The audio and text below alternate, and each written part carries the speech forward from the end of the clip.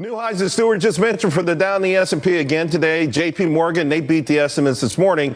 And a surprise non-move by the Bank of England, also boosting markets. So forget about all the doom and gloom. Dave Manning on what could be a summer boom. Dave, we certainly come out the gate pretty strong for the summer rally. Came out the gate really strong. I guess, Charles, it's just kind of this ongoing story that there's no place else to get yield. And so everybody keeps turning to equity markets, and there's no place to have the kind of the solidity of or safety of equity markets that the U.S. has. And so we keep being the market of choice, and it spirals ever higher. Yeah, but here's the thing I find interesting. We saw a lot being made of institutional money coming out of the market, tons and tons of individual investor money coming out of the market. I don't see irrational exuberance here. I don't see crazy, frothy valuations. We're being led by utility stocks. I mean, I think the narrative that somehow this is just unfortunate and that Goldman Sachs should be $60 instead of $160 is why a lot of investors have missed this rally.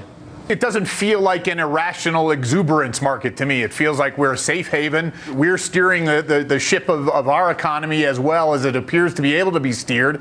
And I think, and again, we do have this 8-year ongoing thing of there is no place to get yield, other than the equity markets. And so money keeps coming at it. And every time you think it's about to die out, there's a new reason to be here. In the meantime, last night, Smuckers raised their dividend. I'm telling people all the time, don't worry about the next high-tech gadget. Peanut butter and jelly's been doing pretty good in this market. So, listen, you're getting the yield you talked about, but also I think it underscores the fact that you can't replace peanut butter and jelly with the internet. You can't replace Arm & Hammer baking soda with the internet. So, again, I get the idea that, somehow this is by default, but I also think we underestimate how great American companies are.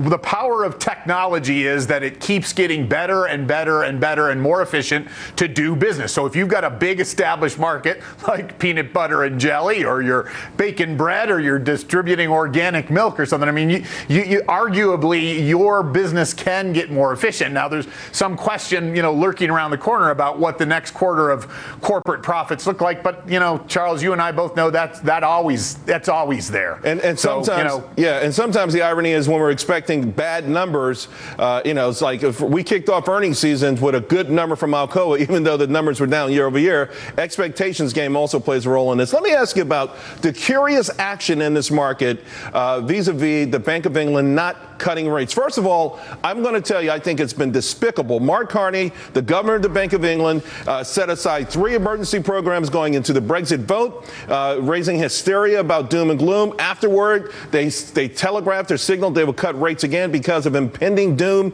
and they didn't. I mean, I thought that was despicable, but how about the idea the market's still going up? I thought about this a lot, before coming to talk to you today about it. And it seems to me that the nature of uncertainty is that humans, when it's a big surprise, they've got nothing to wrap their arms around and no way to process it. And so this Brexit thing, which did catch the kind of the elite class hugely by surprise, they just didn't know how to process it. And so folks like Carney, who's a Canadian running the Bank of England, had a very difficult time, I think, knowing what to do or even how to think about what to do, because I don't know that he ever really expected he'd be in the position he is today. So finding that he gets farther down the road, watches the world not fall apart, right? Watches U.S. markets elevating, and then says, you know what, maybe I won't cut rates right now. It's human nature. It's not shocker, and I'm not sure, frankly, it's despicable. All right. Well, I tell you what, a lot of people lost a lot of money. The two-day sell-off was the largest decline money-wise in the history of markets. So I think there's some people who probably wish they were holding on to those stocks, and I think they bear a small response. Maybe I was a little hyperbolic there. Hey, Dave, thanks a lot. Really appreciate it.